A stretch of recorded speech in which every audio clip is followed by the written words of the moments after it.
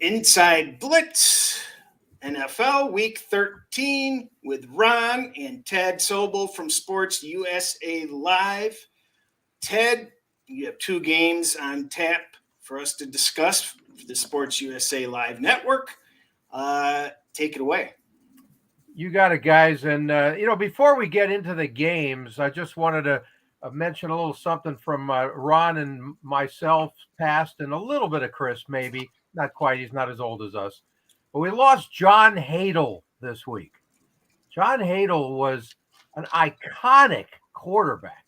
He might be, he's top 5 all-time quarterback who never won a Super Bowl. We're going way back, with the San Diego Chargers of the AFL and then into the merger. And if anybody out there remembers John Hadl to Lance Allworth, I mean, that was almost as good as it gets. So just a little shout out there to the Hadl family. I knew John a little bit when he became the head coach of the LA Express of the USFL back in the 80s. I was trying to sell season tickets for them. I think I sold 6, so it wasn't easy. But he ended up becoming the head coach, and really good guy, great quarterback, and I think he should be mentioned. Anyway, our games at Sports USA this week, 9:30 a.m. Pacific time on Sunday morning is my warm-up show. The Green Bay Packers at the Chicago Bears in a cold and windy battle, and that'll be followed by the Chiefs at the Cincinnati Bengals in what we in this business hate to call a rematch, because it isn't, of the AFC title game of last year. Looking at the Packers and Bears, it's very strange that we go into this game that both quarterbacks are not certain to start, but they probably both will play. Aaron Rodgers, happy birthday, Aaron. It's his 39th today, by the way. Is he getting old? And Justin Fields with a separated left shoulder. Sort of strange that he even wants to play. I mean, as a running quarterback, that's not the kind of injury I want to deal with every time I get knocked down. But, they're out of it anyway, so it makes no sense to me, but I'm not a player, so what do I care? The Packers are 1-5 on the road this year. The Bears have lost 5 straight and 8 out of their last 9. And everybody in Chicago and around the NFL is talking about how Justin Fields is much improved, and he is, but the Bears continue to lose. So we'll see what happens there. Ron, what are your thoughts? First of all, you're looking at 2 tired teams right now, both mentally and physically. Physically, we know with the quarterbacks, and mentally, not the kind of year either team envisioned. Certainly Green Bay, practically out of the playoff picture, and Chicago, after a decent start in some good situations, they've certainly fallen way back now. In this particular series, fatigue will probably play a factor in this game. Each of these teams has the full bye after this game. So they haven't had the full bye. And it's been a long season, as I said, for both. According to public record, Green Bay and Aaron Rodgers still owns the Chicago Bears. Yes. So we're going to find out if that's really going to be true, because this is the Bears' best chance to actually get an actual home dog win. They're 2 out of their last 10 as a home dog in the series. We know Fields gets sacked a lot. The team's been sacked 40 times. So what we have to figure out here is whether or not Green Bay has enough firepower to sack Fields, and whether Fields even has to throw the ball. Both of these teams ran crazy in the first game. Green Bay ran for 203 yards against the Bears in game 1 when they played the first game that they played. And Green Bay would like nothing better than to have Aaron Rodgers and his sore thumb and everything else that's sore not have to throw the ball very much. And the same goes for Fields. We know that they can run. They run well over 5 yards a carry. We know Green Bay can't stop the run, and we know Green Bay has had issues with running quarterbacks. This is going to be a pretty run-centric game. What do your metrics tell you, Chris? It just feels like this game should be a hot potato. Who's going to, intentionally lose but look like they're trying to win at this point? On this game, it has this exactly where the line is sitting. So I've actually kind of ignored this game. I do kind of regret not taking the +4.5 when it looked like, because I kind of thought Fields would be in before it was announced he was a full practice and he was good to go. But I'm not going to get involved in this game. There's other great games this weekend. Why involve myself in this one when, as I mentioned, it could just be a case of hot potato? You've got a good interview with Aaron Jones, don't you? Yeah, exactly. I was trying to get Aaron Rodgers on his birthday week. Unfortunately, we had some email issues with the Packers, and they didn't get my request until it was almost too late. And fortunately, they gave me the next best guy, which was very nice. And I love talking to Aaron Jones. He's a really good guy. I think you'll hear from this interview. He typically is more of an up guy. He wasn't overly thrilled about doing this interview, just because they're not overly thrilled where they stand right now, and that's obvious. And I really tried, because you're not going to get much of an answer, to ask, okay, so can you play GM for 12 seconds here? Don't you think it's time to at least look at Jordan Love? And let's listen to that. We'll see his response. Go for it, Chris. Right to it. As competitive as you are, how tough has this losing stretch been for you and all the guys in the room? It's been tough. Nobody likes to lose. You put in all that hard work in the off season and OTAs and training camp, and to come up short in games, and so it definitely hurts. But we're growing. We're staying together, and we're going to be better for it. I was hoping to get the other Aaron on today, but obviously we totally enjoy you. Just wondering, considering your record, aren't you more curious than ever to see a little bit more of Jordan Love and what he can do at this stage? It's an important part of the team's future.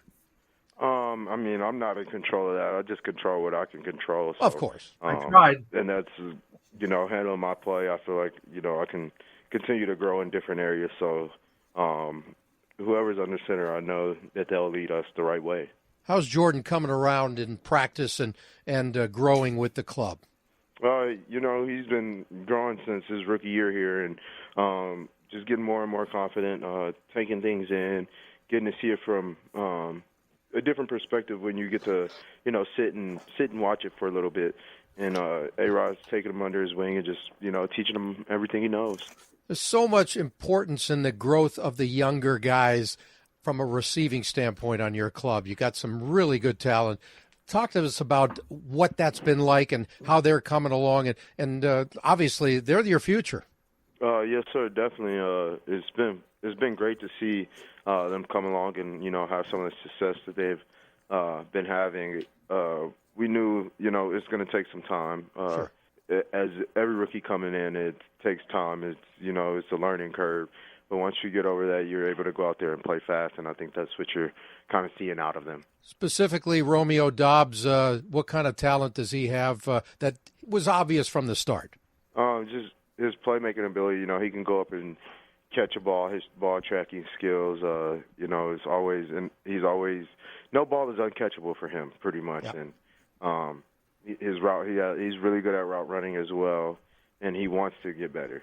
Outstanding. We're with Packers running back Aaron Jones. Let's talk about playing in the wind in Chicago. Nothing new to you guys, whether it's at Lambeau or at Soldier Field, but what's it like over there? And it's supposed to be cold and very windy again this week. So it's not too bad when it's cold, but the windy part is when it gets bad, because it doesn't matter what you put on or what you have on, it's just cutting through. So, that's a little tough, but we feel like we're kind of accustomed to the weather just being up here in Green Bay. It was cold today while we were out there. I think it said it felt like 12, so we were outside practicing in that, and just kind of trying to prepare for the elements, but knowing, hey, you can't make any excuses. You can't control the weather, so just got to go out there and play. Yeah, just from an outsider standpoint, it would seem that that's a runner's type of game. Just give us the ball, we'll run. Doesn't matter how much wind, right? 100%. Us backs like running the ball, so anytime they want to give it to a back, we won't complain. How about the short passing game, though, and how big that is for you guys this season, considering the injuries and the youth? It's been big.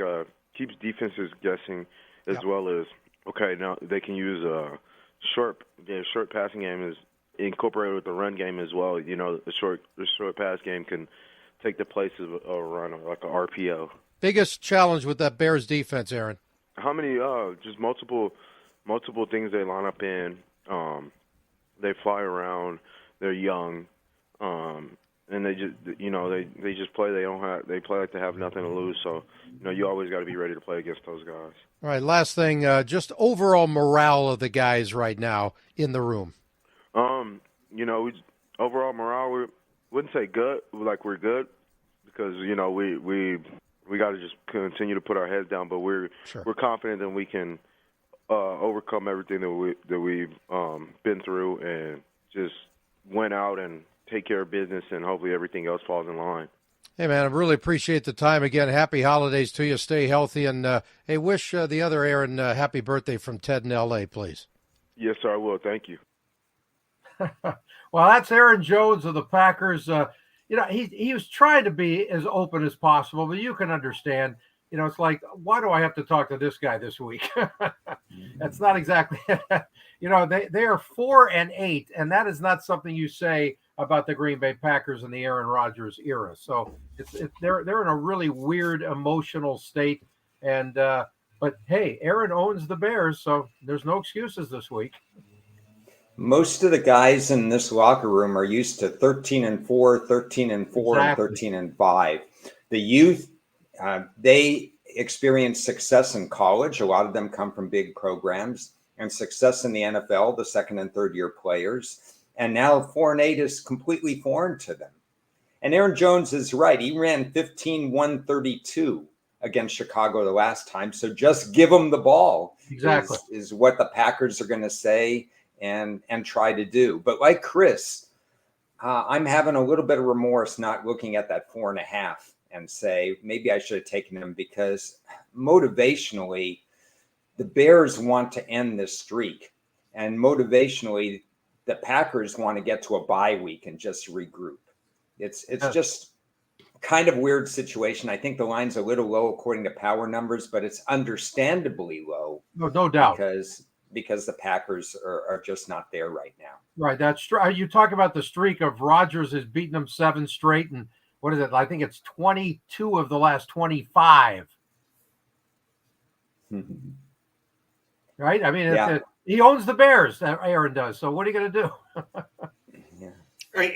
I think this is one of the few matchups where, Green Bay, where the rivalry actually matters, so to speak. I don't think Green Bay is going to lay down and just not show up. I agree with that. No, I mean, there's some, there's some heart in this club that is always going to show up one way or the other, because, they have pride, and in a division game and a rivalry game, I think that helps that motivation factor, at least to whatever you could do in week 13 when you got no chance to go anywhere. I agree.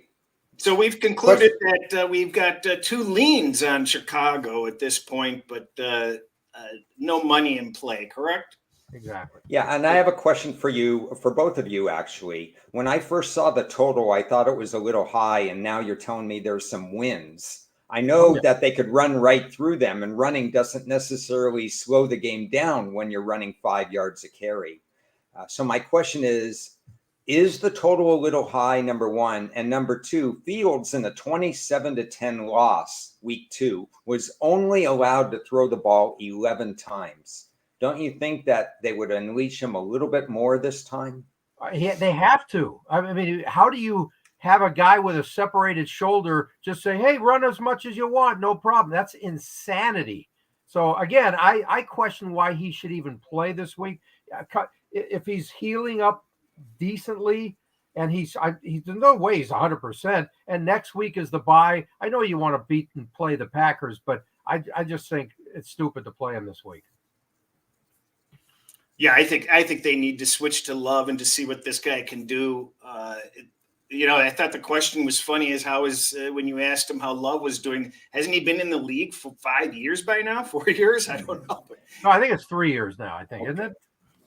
Yeah, 3 years. But I will tell you this, having scouted quarterbacks for 30 or 40 years, if Jordan Love was on one of these teams where he had to start day one, I firmly believe he would be out of the league right now. Oh, there's no doubt. He was not ready at all. The fact that he gets to learn, much like some of these other quarterbacks get to learn from a Hall of Famer, gives him a fighter's chance to survive in this league, maybe a Geno Smith type experience if he's lucky. As Aaron Rodgers told me, and we've had this discussion a few times, and I've talked about it on our podcast here, Rodgers stresses how he was incredibly frustrated at the start of his career, wanted to play from day one, and he said the luckiest thing that ever happened to him was sitting and watching Brett Favre, and that's exactly what Jordan Love gets. Exactly. Right. Well, my heart just skipped a beat here as Matthew Stafford has been cleared of concussion protocol. So as somebody that has some Seattle interests, that was disappointing until he's still going to be held out, which is the smart thing to do. So. Yeah, he might be held out the rest of his life, actually. Yeah, exactly. The second game we get to talk about, Kansas City and Cincinnati. Whew. Now we go back to what we've discussed before the season started, where revenge is something that is usually something to look at early in the season. And once we get to the middle or latter part of the season, things are kind of forgotten. I'm not so sure about this case here, Ron. I have a funny feeling that this pill is still a little bitter in the back of the throats of the Chiefs. What are your thoughts there? Well, we have had trash talk all week from both teams. So there's no question they're there. Sometimes you get a situation, Cincinnati's beaten them twice in a row. Maybe they have their number. We saw the Saints in Tampa, the Saints played well against Brady and so on and so forth.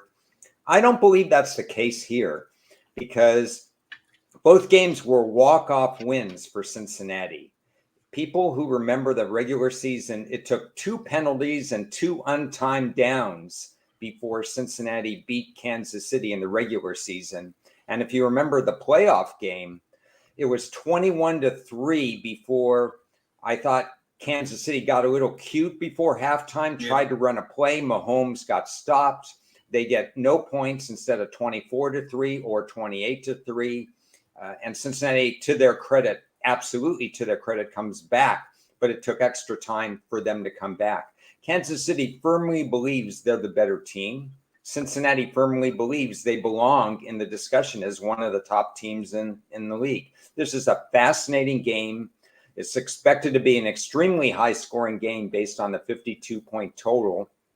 So you guys have at it. What are your thoughts? Well, Joe Burrow's 2-0 against Mahomes, so you got to give him a lot of credit there. You know what? I don't see a lot of revenge being a factor at this stage of the year. I know where you're coming from, Chris, and I could I totally understand it, but I just think it's way too late in the season, meaning having a different meaning in this game for both teams than just if it was week 2 or 3 or whatever, and it's a lot more fresher in their minds. Look, bottom line is Cincinnati needs this win real badly, okay? And they're at home. If they can win this game, their credibility factor goes way up again. If they lose it, it's like, okay, well, is this team actually going to make the playoffs? So it's a much bigger game for Cincinnati than it is Kansas City. And so I don't think that's a factor from a revenge standpoint. And I think one of the other things is that, the Bengals are also trying to show that they have some kind of home field advantage. It's not always it doesn't mean a ton for them to play at home, but they're building something over there. And I think this would be a huge step in that direction. Well, I'm looking at the trailing 5 weeks on these two teams, and it's nearly identical. I'm looking at the overall season stats, and Cincinnati trails by a handful of spots. I've got Kansas City number 2 overall on the season in offense. Cincinnati actually is kind of middle of the road on offense, but obviously they're picking up steam recently. Right. The Cincinnati defense is rating higher by a handful of spots than Kansas City's. I just think that I'm going to favor Kansas City in this matchup, and I also don't know how either team is going to really stop either team. Kansas City has not faced an offense like this in a while. I think that the Cincinnati is getting to be more of a fine-oiled machine on offense and is going to get away with some stuff. And And get is Jamar gonna be Chase back too. Yeah.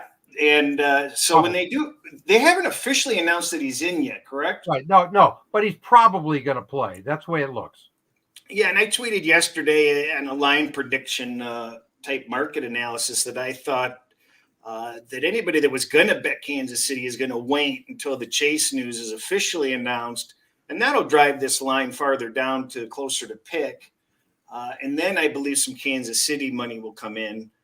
And I'm going to be leaning toward the Kansas City side myself. And I'm going to be taking a look at that over just because I don't think these teams are going to stop each other. I really don't. What are your thoughts, Ron? Well, you got flip-flop identical sack totals. We saw at the beginning of the year that Cincinnati's offensive line was going to need time to gel. They have a 17-35 ratio, sacks for and against, which is, by my numbers, could be off by 1 or 2, but Kansas City's sack ratio is exactly the opposite, 35-17. What that implies is that Kansas City will have 3 sacks in this game, and Cincinnati will have probably 1 to 2, 1.5 sacks in this game. So it implies immediately that we're probably going to see 1 or 2 fewer third down conversions due to pass pressure in this particular game. I don't want to use the revenge factor either, even though I'd love to for Kansas City. What I'd rather use is the fact that Kansas City thinks and strongly believes that they're the better team. They think they were the better team during the regular season last year. They know they were the better team up 21-3 in the playoffs, but they have to prove it on the field. There's something special about Joe Burrow. We all know that. Can he do it alone if Mixon doesn't play? I was reading today before the show. He has not yet been cleared out of concussion That is correct. protocol. That's correct. So if he doesn't go, I think that's a huge difference. And if he does go, I don't think he's going to carry, one of those 5 TD games like he just had before he missed last week. It's going to be slug it out, move the chains, throw to him 4 times, and he'll catch it for 20 yards. He's not a game breaker in the pass game. He's just a diversion in the pass game. More important is Jamar Chase. I just think Kansas City is a better team and wants to prove it on the field and be a separator. So like Chris, I'm pretty sure I'm going to find some innovative ways to put Kansas City in my portfolio this week. Yeah.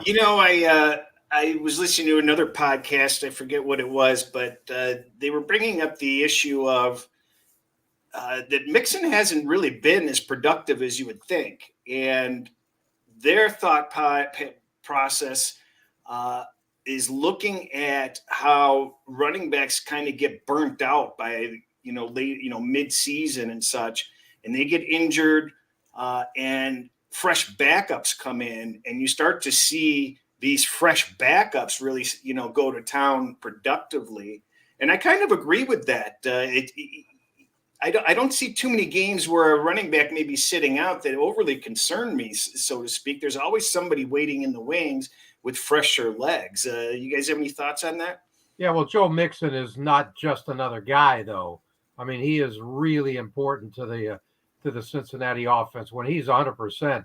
I mean, you talk about mix and match with your pass and run game. You got a lot going for you there. So, if he clears protocol today and he plays, I think, as Ron said, he's not going to be in there running it 25 times on Sunday. So, but just to have him is going to help a lot. I sort of like this question that Birdie is throwing to us here on the screen, as far as, the value of a team that gets healthier throughout the season and how you might adjust those numbers, because they certainly are it's a totally different team in some ways, good or bad from a health standpoint. And Cincinnati is now at a pretty good high if the guys like Mixon and also Jamar Chase are healthy enough.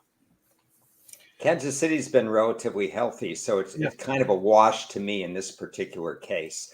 The value, Chris, in terms of a running back being fresh or not fresh, next man up, is not so much in their yards per carry production, but it's in their ability to block. There's usually a reason why somebody is not on the field and somebody is preferred.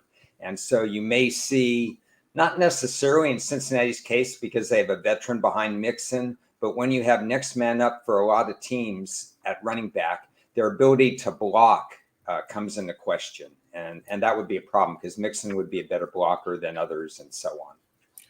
Well, and to answer Bertie's question of, what you're doing for adjustments, that's why I referred to, I'm keeping it trailing 5 weeks. And I'm looking to see what teams are making upward or downward moves over that 5 weeks, which covers a full quartile and factors in that there's always teams that have buys and such. So at least you're getting a minimum of a full quartile of performance looking back, and a fifth game is a bonus on a lot of teams. And they're running, very similarly.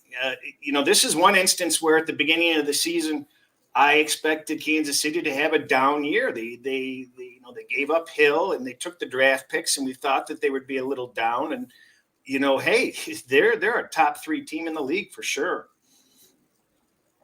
Yeah, the question comes up, Bertie. So you're trailing 5 weeks. Do not have Cincy favored here. The reason I wouldn't have Cincy favored here is because Kansas City hasn't done anything wrong in the last 5 weeks either. Mahomes is relatively unstoppable. The sack ratio is something I pay attention to.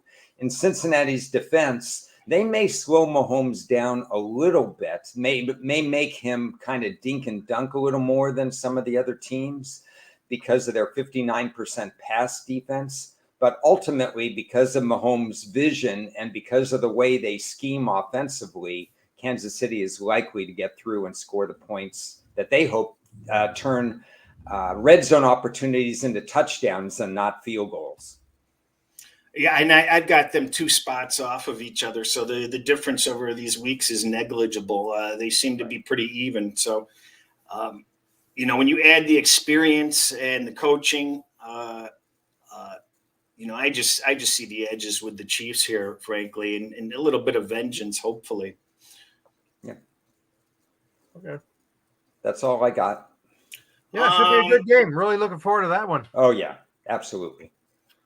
You wanted to get into Ron's blockbuster trade. Well, I got a topic before that leads up to that. Coach of the year? I want to know your thoughts about Kyler Murray. Huh. Basically, this guy was guaranteed $160 million. At one point, there was a homework clause, which already was a red flag. Is that 160 million video games? Is that what he was guaranteed? The buyout, I looked up the buyout. The buyout is $81 million if he's released before 2025. We already know Ted's thoughts about the coach and everybody else in Arizona. But this situation is melting down hour by hour. Just in general, what are your thoughts about guaranteed contracts? Take it, Chris. We know you have a big one. I think it's painfully unfair to the players in the NFL that they can just simply void, contracts as easily as they can in most cases. So I do have some sympathy there. I think there has to be a happy medium because I just don't think you should be able to cut and void contracts entirely. I think that part has to go. The Watson guaranteed trade or guaranteed contract, that's obviously absurd and unfair. So something like that is completely unacceptable to me. So somewhere right down the middle seems fair to me. Yeah, it's football still one of the few games anywhere where you don't have those many guaranteed deals except for quarterbacks and a few other handful of guys out there. So I always lean towards the player here. I mean, look, it's football. Your career could end on every single play. So, I don't have a problem with guaranteed contracts. you can't fault Kyler Murray if the Arizona Cardinals management is stupid. Okay, it's not his fault. You don't give a guy like that kind of a guarantee, but they did, and good for him. That's the way I see it. Now whether or not he takes this game as seriously as he needs to take it, that's another thing. And how much of the issue is him / his coach, as Ron already mentioned, right? I mean, to me, that's going to be something to look at for next year. Right now, it doesn't mean a damn thing because they're dead meat already. But for next year, you better start looking at that stuff real seriously. The problem is salary cap. And so he's going to count $45 million in the salary cap, $51 million in 2024 against the salary cap. And then $45 million or so thereafter. This is a long-term deal. All that to say is, here's the trade. Now, this trade has already been approved by everybody except for Ted and Chris. So it just needs your rubber stamp right now. Okay. Lamar Jackson is a special player in this league. The Baltimore loves him. Harbaugh loves him. But he wants guaranteed money. And the Baltimore organization feels that his style of play may not have guaranteed money. So here's the trade, you guys. What do you think? Baltimore trades Lamar Jackson to the Las Vegas Raiders for Derek Carr and next year's #1 pick, which is still in the top 10 right now. That's the trade. All it needs is your seal of approval. What do you see? I say it won't. It should not happen. But if you throw Devontae Adams in there, now you got yourself a deal.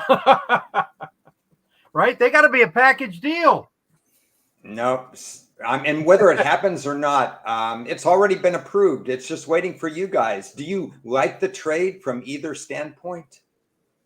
I sort of do like the trade. To me, it's fairly obvious that I like the Vegas side of this one better. I want Lamar Jackson at this stage of his career more than Derek Carr at his stage of his career.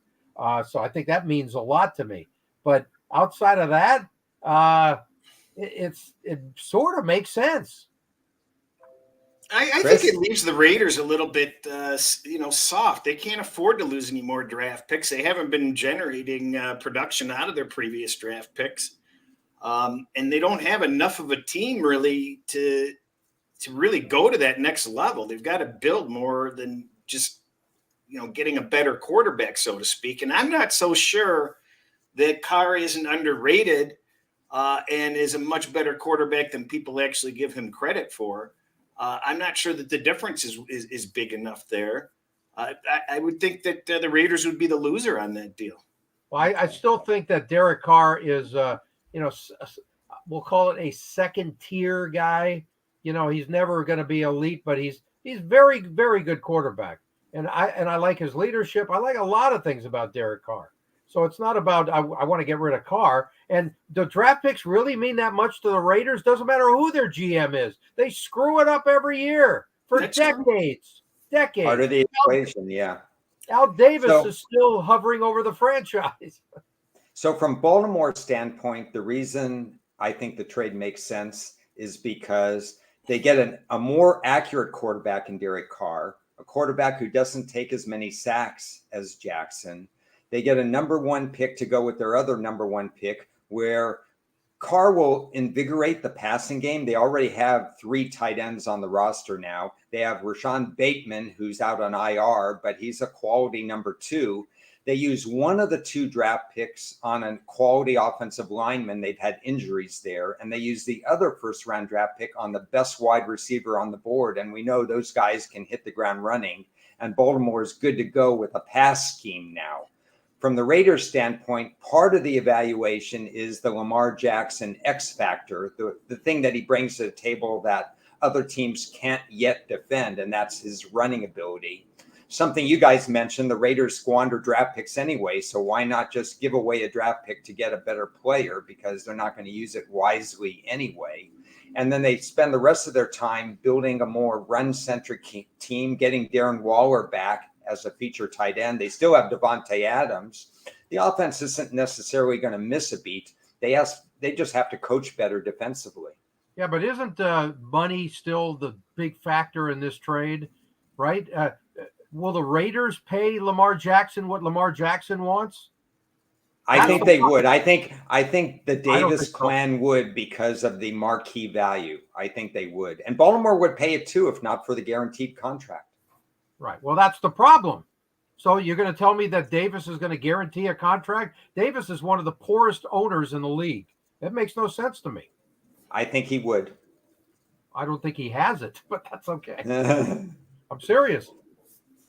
I don't like it. I don't like it for the Raiders. If I was a Raiders fan, I wouldn't like it. I think it. What's the longevity of Jackson going to be the way he runs and all these sick outs that he has every other week? There's something strange that may be going on with him that we don't really have full awareness of. Yeah. By the way, we're not talking about Derek Carr's contract right now. Derek Carr is gone after this year. If everything stays the same, he might be gone for nothing. So of course you would trade for Lamar Jackson. So there you go. That's another reason to like it. That's a main reason to like it. Yeah. Anyway. All right. Just throwing that out. Yeah, you got another trade for me? 1 week. That's all you get. Oh, okay. Boy, I can't wait to make it. I can't wait to get rid of somebody else next week. Ron, you're all excited about talking about Coach of the Year. Spit it out. Well, we had this conversation a few weeks ago, and it was fascinating how many people were in the running. And I think the field is thinned right now. So I kind of want to go backwards, and I want to go with my third and kind of where I would put the third and fourth choices right now. And then we'll go up to the top two. I have Kevin O'Connell of Minnesota and Nick Sirianni of Philadelphia. Not in the top two, but right there, 3-4, waiting to see what their teams do the rest of the season. Okay. What do you guys have? No, I agree with that. I think that's exactly where they belong. Okay. My 3-4 are very strange. I had to put them as a duo. Okay. The two guys in New Jersey doing something with two teams that nobody expected them to do anything this year, the Jets and the Giants. And I know they're not going to win the Super Bowl, and they probably won't even make the playoffs. But they're both doing sensational. Saleh and Daboll have been fantastic, in my opinion, for what they're doing. I throw Sirianni number 2. My number 1 guy is Mike McDaniel right now in Miami. What do you got, Chris? I put Miami as the best turnaround and most impressive at this point. But Miami runs into the tough part of their schedule going forward. So, they could be backed out of the playoffs and an also ran if things don't go their way. I think the Jets turnaround is actually the most impressive at this point to me also. And I think that the Jets may end up being the most impressive turnaround ahead of Miami when all is said and done. You can't ignore Ron Rivera in Washington if they keep winning. Exactly. If they somehow, get a decent, they can't win the division, but he's done a hell of a job, hell of a turnaround. No doubt. Just as a dark horse, obviously Minnesota and is in the mix there. But when the Jets beat him this week and, they kind of come back down to earth and they flame out first round of the playoffs. And it's not, the playoffs don't count toward the Coach of the Year, but I just think that they're going to be perceived as an overachiever sort of thing. And but Tennessee, do I hear a lock of the week in there? Is there a lock of the week? No lock of the week. No such thing as locks. Yeah, I downgraded the Giant coach just not because he's not a great coach, just because there's just not a lot of talent. Chris and I have talked about how they're in the 20s, mid-20s in power ratings in terms of value. He's doing everything he can, but when push comes to shove, if they lose this week, they're out of the playoff picture. Right. So it's going to be hard for him to stay. But you said the key line, Ron. You said there's not a lot of talent, and yet they're 7-4. And that's why I think he belongs. I'm saying he's in the discussion. He's not going to win. He's certainly in the discussion, and so is Pete Carroll still. But absolutely. Seattle may fade just a little bit as well. But like you guys, I have Robert Saleh as very close to Mike McDaniel of Miami. Watching those two really closely, they've separated themselves a little bit. The Jets, if they make the playoffs, that's an amazing accomplishment for a team in a division that was supposed to go absolutely nowhere. And then the whole culture change in Miami has been amazing to watch. Like Chris said, the fact that they may be the slight leader in the clubhouse right now, if you're betting coach of the year right now, you have to remember what Chris said, and that's the schedule does toughen up. And so he may lose his footing if they end up something like 10-7, make the playoffs, but they get passed by a Kevin O'Connell and Minnesota, who runs away with their own division. Right. But still a fantastic culture change in Miami. Culture is the key word there. And I'm saying the same thing about the Giants and the Jets. Let's remember, the Jets are probably going to go with a backup quarterback the rest of the year, a journeyman guy who doesn't have a great arm, but he's actually, pretty accurate, and he doesn't screw things up in Mike White. So that's not a bad thing, right? But Danny Dimes, or we like to call him in our studio, Danny Pesos, because he's not quite worth the dimes. He is, he's not their future. I can't believe that he's their future. But yet, so they don't have a lot of guys. You got a running back that, Saquon is their guy, and he's not doing anything, yet they still are very, very respectable. Just for the record, since Bertie made the comment there, the Falcons are obviously my favorite team in the NFL. So that goes without saying. Whatever. Games of the week. What's the game of the week for you guys? Well, it's got to be Jacksonville, Detroit, just because you're with us. Exactly. It doesn't get any better than that. You want the truth, or even the Seahawks Rams? I mean, come on. How much better than that does it get? Look, I think we got the game of the week as far as our Sports USA game, because Kansas City Cincy is definitely there. Tennessee Philadelphia is a fascinating game, just to watch to see who's going to do what they do best and get it to produce a W for them in this game. Look, Philadelphia is home. They should be the favorites. They are the favorites. And I think they're probably going to win. Derrick Henry has not been great the last few weeks. He's been average. And if they can't get his game going, we might start seeing a downward spiral for Chris's Tennessee Titans. But we'll see. Well, I think what they need to do is they need to stop going to the run as often as they have been. And there has been a slight uptick with the passing and its success for Tennessee. And they need to do that even more this coming week, because that's what they're going to find is successful for them. Because this run Henry into the ground thing is not working. It's basically I forget what the metrics people are using, but it's negative EV compared to what they can do on on short passing. Yeah. The other game that I really am fascinated to see is my coach of the year at this point, Mike McDaniel, going to San Francisco, a team he knows better than the guys in San Francisco know. So that's going to be great to see Miami at the Niners and how that game comes out. Yeah, no question. Kansas City, Cincinnati, and Miami, San Francisco are the two games that stand out. Nice to have an afternoon slate, West Coast time, that's actually meaningful, because we had some pretty blah games the last 2-3 weeks in terms of that. And unfortunately, they're going head to head. So you got to, juggle the TVs around and so on. Yeah, but you had to flex in that Indianapolis-Dallas game for the prime time viewing pleasure instead of having one of those two great late games in that spot. But what's really interesting about this Miami-San Francisco matchup is Miami is looked upon as being world beaters offensively all of a sudden, and San Francisco, number one defense in the league. But let's take a closer look. Miami has faced 4 of the worst defenses over the last 4 weeks that is padding those offensive stats. Yeah, and when you look at the other side of the ball, San Francisco has also faced some of the worst offenses in the league. No doubt. So the combination of this meeting is going to be very interesting. And, many say that the brains of the operation went to Miami, and the pupil may have, some tricks up his sleeve.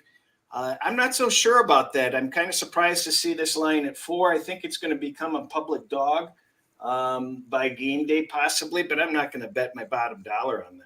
Yeah. How about San Francisco's D in the last 4 games? No points allowed in the second half of every single game. I mean, that's phenomenal. No matter who you're playing, but obviously it's not the cream of the crop there. And they've outscored their opponents 104-40 in the last 4 games. Now, yeah, but again, they're facing nobody. I know, but they're taking care of business. Remember, they were under 500 there for a bit, so now they're starting to pick it up again. This will be a chess match. I mean, the teams, the coaches, the players, the 2 running backs coming over from San Francisco to Miami. It's just going to be a fascinating game to see, and I'm really not sure the result. I have some situations that do favor San Francisco in the game, but I'm a little hesitant to use them just based on the fact A, the line is over a field goal, and B, I respect Tua and I respect the creativity of what Mike McDaniel is doing. Yeah. By the way, San Francisco 1-2 non-conference, so we'll see how that goes this week. I going back to the Detroit Jacksonville game, it's the early game. I think it's the best early game on the slate. Well, the Jets Vikings going to be interesting too. Chris, you shouldn't drink so early in the morning. You know what? But that's the meeting of teams going, really trying to take that next level step. Now, the Vikings Jets game is awfully interesting. Yeah, also, yeah. As a Lions fan, I think that the Lions have their hands full this week. Overall, the season metrics favor Jacksonville, and over the recent weeks, though, Detroit's trending better than Jacksonville. So Trevor Lawrence has some more confidence, which is finally nice to see, and I just can't quit them. But Minnesota, the Jets seems fairly easy, quite frankly. By the way, Minnie can clinch a playoff spot clinch the North this week. Yeah. If a couple of things go their way, it's not bad for week 13. Look. Yeah, if the Jets don't show up, they're going to win. Yeah, look. We don't give a lot of love to Minnesota because the way they've done it this year. If you're a Vikings fan, you despise all of us all year long because nobody's giving them credit. Everybody's down in the division but them. So they're taking advantage of that, which is good. It's the way it should be. But you know what? They still need to show that they're one of the elite clubs. And for some reason, when you're squeaking them out, as they tend to do, or the one time they had the chance, they got blown out, that's not a good sign. Well, Minnesota is 50 yards per game behind their opponents and somehow 8-2. They're benefited by a +7 turnover ratio. And not to mention the absurd officiating decisions in a handful of cases. I think the luck stops this week. I think the Jets are a better team. I think they should be favored. 3's a gift. The Minnesota defense is atrocious. And I think the Jets are going to be able to move the ball. And I think Minnesota is going to have a harder time than you think on this now healthy Jets defense, I believe. I believe they're fully intact, aren't they? I think. I haven't heard any serious news on injuries. Yeah, exactly. There is one game that I guess we saved, not the best for last, but the strangest for last. Deshaun Watson going back to Houston, finally playing. He hasn't played in several hundred years. He's going to be the rustiest quarterback who ever played this game as a starter. I don't even know what to think of this game. I absolutely do not care about this game whatsoever. Mhm. And have you heard? Someone told me yesterday, and I wasn't reading up on it. Thank God, because I'm trying to have a life. The fact that 10 of the women that have accused Deshaun Watson in Houston are going to the game, and I don't know what are they going to do, a protest? I don't know what they're going to do. Maybe you hold up Well, once the football starts and these suspensions are over, the general public, the football fans, even the organizations tend to say, let's stick to football and let's forget about the circumstances. And I think these women are trying to make a statement saying that let's not forget about this. We're still here. We were still wronged. And, going back to Houston is one thing where he played his games. There's just a whole bunch of variables that are coming up in this. To me, it's not a bettable game, but I think there might be some interesting side effects as far as the rustiness of Deshaun Watson. But then again, he's going against one of the weakest team in the league, according to my metrics. He couldn't ask for a better starting point. I still don't think the NFL should have made this the first game back for them. I think that's more of a ratings. I think it's in poor taste. I think it's really in poor taste. Yeah, I go back to that decision, and I think it was a terrible look by the NFL. Yeah.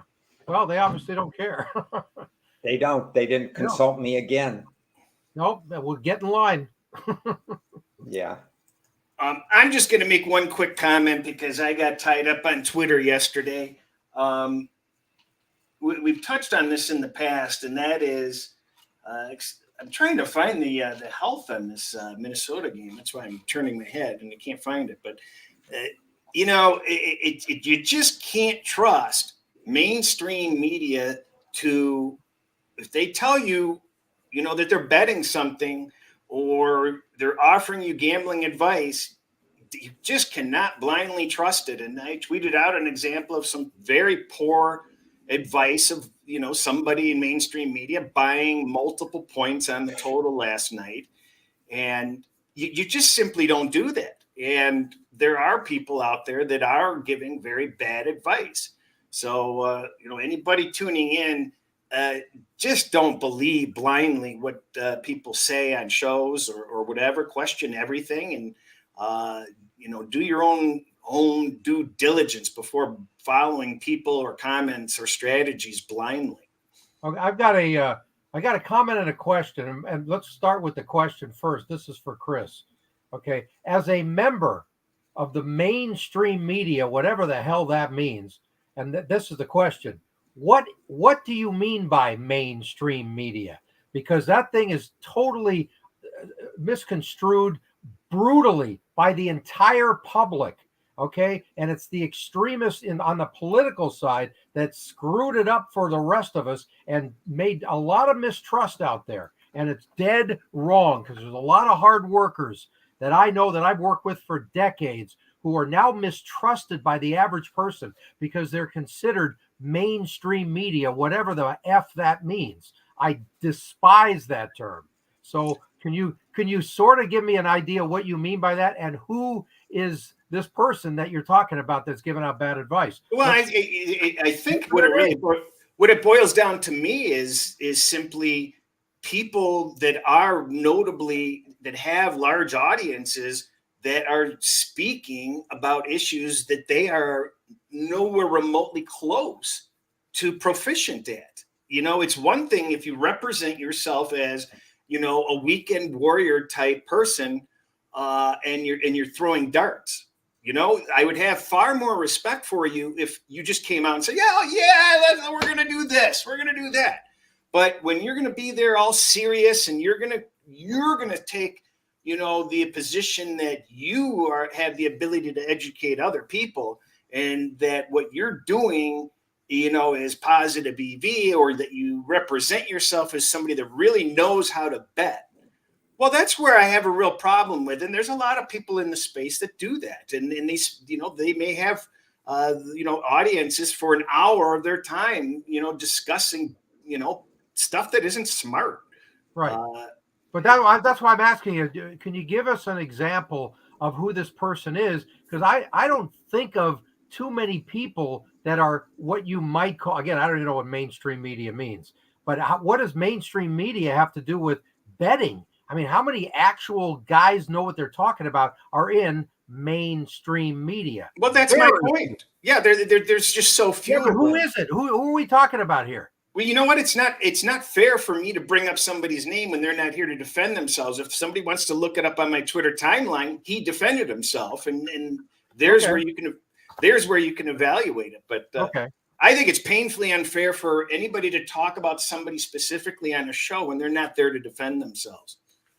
Okay, so I want to weigh in a little bit about this information falling blindly. First of all, anybody who buys points on a total, you should be taking a step back to begin with. And if I remember correctly, we were talking about buying 1.5 points on a total. It was some ridiculous number, buying 1.5 points on the total. You've just taken a professional science where in order to be break even in this business at -110, you have to hit 52.38% of your bets.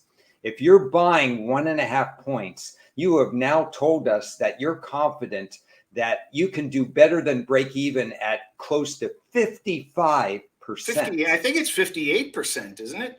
Even more? Well, it depends on what the juice is, yeah. But if the juice goes to 140, 145 was what the gentleman laid, and I believe somebody said that was 58% break even. Yeah, 145 would be higher. Would definitely be higher because 150 would be 200, right? So you're talking about somebody who's not telling you that he's going to break even at 57, 58%, but he's so confident that he can win this bet that he must be a 60% better or more to have an edge in this game. If anybody does that, whether they're mainstream media, whether they're a professional, quote unquote, handicapper, or whether they're Bill Polian's postman or whatever that was with, way back when, if anybody tells me they're buying 1.5 points, I'm running the other way. The last point that I want to make on this that I didn't make is there is math involved in this. Okay. There are land probabilities, which I also tweeted out, which list the land probabilities for all of these totals and all of these point spreads. And you can figure out what each half point is worth by those numbers. So you're trying to say that math doesn't matter if you're doing stuff like this. You can't do it by feel. You can't fight math. With that in mind, we're running low on time. Let's touch base on NCAA. We haven't even talked about NCAA. Is there anything you like this weekend? Anything I like? You really want to know these hidden gems and stuff like that? I have Utah as the better team against USC. We'll see how that plays out. USC has won the turnover battle in 11 of their 12 games and broke even in the other game. It's virtually impossible to do what they do. If they win the turnover battle again, I'll be wrong on that game. But I just don't see it personally.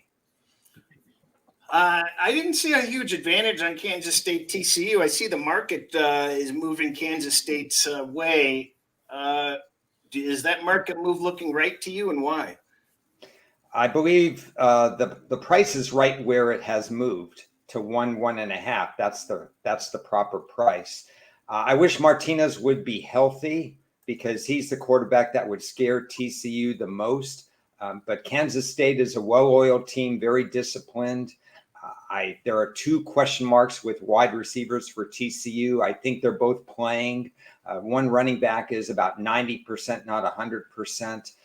I have this as far closer to a pick'em game in terms of talent-wise. And so I would definitely lean Kansas State's way. It's tough to go. You have the playoffs on the line. We saw this with Oregon and Utah a couple years ago. These teams have an extra burden, USC and TCU, to make the Final Four and make the playoffs. We saw a lot of teams stumble last week, Clemson and others trying to get to the point where they're still relevant either in their conference or in the Final Four. Don't underestimate the heavier burden on the coaching staff. How much is revenge a factor in the SC Utah game? None. Okay. It's only about you just win, baby. Utah wants to go to the Rose Bowl. They want to make amends for what happened last year when they lost the lead to Ohio State. USC has huge aspirations. That game is gone. The Boise on my worksheet, I favor Boise by a fair amount. You have any input on that game? Why is that line so close? You favor Boise's a completely different team over the last 5 weeks, but Fresno was without their quarterback the last time they played against Boise. This game hinges on how well Fresno can defend 3 guys in the backfield for Boise, including their quarterback. And I understand why you would like Boise, because it's going to be very tough for Fresno to defend all 3 of those guys in the run game. Anything on Central Florida, Tulane? For who? Central Florida. UCF for Tulane. Now that Tulane's coach is firmly entrenched and staying with the program, I personally don't have anything in this one. So you were leaning Central Florida. I was leaning Central Florida, yes. Okay. What about Clemson, North Carolina? It seems like that 7 in the hook seems pretty fair. I leave it to you to enjoy that game completely. I'm not watching that game because I don't know why. Clemson's boring to me. Sorry, Clemson fans. No, I can never trust Toledo ever again, but Toledo line looks short. But that's just a program. If they're favored by 17, they lose by 17. Yeah. Do you have anything in that game? We've had on-air and off-air discussions. I've had it with other people and so on. Toledo might as well not be handicapped. The last 5 years, everything points one way. You automatically should just go the other way. I cannot handicap Toledo. I refuse to handicap Toledo. It's ridiculous how inaccurate the numbers are over a 5-year span. I've never seen a team like that. It is remarkable. Prop us up. What's the prop of the week, Ron? Well, the props last night didn't do well that I posted, but the props that we posted for the games, I promised I'd post some props, and they did very well in the last show. And we're going to have to wait again because the props aren't up again, partly because of the Fields-Rodgers situation. We're getting no props on the Chicago Green Bay game right now. But I will tell you this, Mooney is out for Chicago, their big wide receivers. So you have to reassess where the reps are going to go to everybody. So Cole Kmet is somebody I'd be looking at, maybe that they would look at for tight end props. That maybe that Justin Fields will look at a little bit more, but mostly you're going to look at running props in this game. These teams are just going to run on one another, and probably look at running backs and look to fade any high totals as overcompensating for Mooney. And then the Kansas City-Cincinnati game, the only thing I've seen is a large totals for both quarterbacks, both expected to throw near or over 300 yards. In this day and age, we haven't seen those numbers. We've seen Rodgers at 250. We've seen some of these other quarterbacks at 240, 250. But in this game, similar to what Chris said, who's going to stop the other team? We're going to see a lot of high numbers in this game. So it's really going to be hard to figure it out. So I have one thing to look at. If Mixon doesn't go, I think the backup running back, Perrine, I think you might catch a low number on his number of receptions. And with both quarterbacks expected to throw between, let's say, 37 and 41 times, in my estimation, I think what we're looking at is maybe we'll catch a low number on Perrine and we'll get him over 3 or over 4 receptions. Okay. Hate doing corrections, but Perrine will be very pissed off at you. You don't pronounce his name right. It's Perrine, but that's Perrine. Okay. I would never. Yeah. Well, thank you for that, because that wouldn't have crossed my mind. You know, I'm looking at one thing here. You know, I usually have 2 guests on the early pregame show. I only had one today, we were supposed to have a guy who I chose as my potential good receiver for the week, Equanimous St. Brown, right, of the Bears. And unfortunately, he never called in, and I'm still waiting for him to call. But separate from that, I thought that he might be a factor with Mooney out, and I really wanted to talk to him about that. And now here's his opportunity to play against his old team. He was with the Packers the last few years. So anyway, I just thought I'd throw that in. Oh, that's a good note. I forgot that he came from the Packers. Yeah, he was waived by the Packers at the end of last season. So we do have confirmation that Fields will be starting now. Oh, so, good. That's no longer up in the air. Good job. Beautiful. We've got 2 games next week we're going to be looking at, Jets and Buffalo, and then that barn burner Kansas City at Denver we'll touch on briefly. Yes. Well, again, we got screwed by the flex. We were supposed to have the San Diego game, but they moved it from the afternoon to the night. So that's why we're stuck with Kansas City at Denver. But, hey, Jets at Buffalo, a very interesting matchup. That's going to be a great game. Yeah, it really should be a good one. Any final thoughts, Ted? I just think there's some really good games this week, finally, as opposed to just 1 or 2. And I really like that. But let's just hope we have a decent weather factor for the Packers and Bears. And we'll get that game out of the way so we can get the Kansas City Cincy, because in my mind, that is the game of the week. And I would love to see Cincinnati pull it out, because that would give them the credibility of saying, you know what, we could be spoken on the elite level. Ron, leave us with your final thoughts. I'm thankful that we had only 10, 11, 12 college games this week and the 15 NFL games. It's nice to get back into a routine. I thought right before Thanksgiving weekend, I was a little bit pressed for time. So I'm really happy that we're going into this. Down the road, I suspect we might be talking a little college bowl action. If anybody's left, the transfer portal has taken hundreds of players already that have announced their intention. The transfer portal window opens next week. So I don't know what we're going to talk about Tuesday on Chris, but I'm sure we'll come up with something. You know, I feel for you, Ron, that you were pressed for time during Thanksgiving. But I'll be honest with you, I feel a lot more for every single turkey that didn't make it. that was pressed for time on Thanksgiving. Yeah. Here's an interesting comment. Last thought, Gardner and PIs. You see he's going to have some problems with pass interception or pass interferences this week? I'd have to look at the referee crew to see how closely they cover pass interference there before acting. The Jets play, I don't think I think that's more. I don't know that there's a basis in fact in that. I haven't studied his play completely. I just think he's a good cover corner, and Minnesota's scheme is such that Gardner will be. Let's just say if he's going to be guarding Jefferson, intriguing matchup. Yeah. And by the way, Chris, I know you love doing this at the end of our shows. We are now in the Christmas season, and there's a damn good book out there that I think people would love to just get a hold of for your. There it is, Touching Greatness, folks. And look who's on the cover, the birthday boy, Aaron Rodgers. So check that out, guys. It's on Amazon, and Aaron's not on Amazon, but anyway. Yeah. Well, the shameless plug is over. Subscribe, like us, whatever. We're going to be back Tuesday again with some, by the way, go back to the previous Tuesday for some great talk about bowls. Ron and I discussed some perspectives on bowl season that is certainly worthy of listening to if you missed it.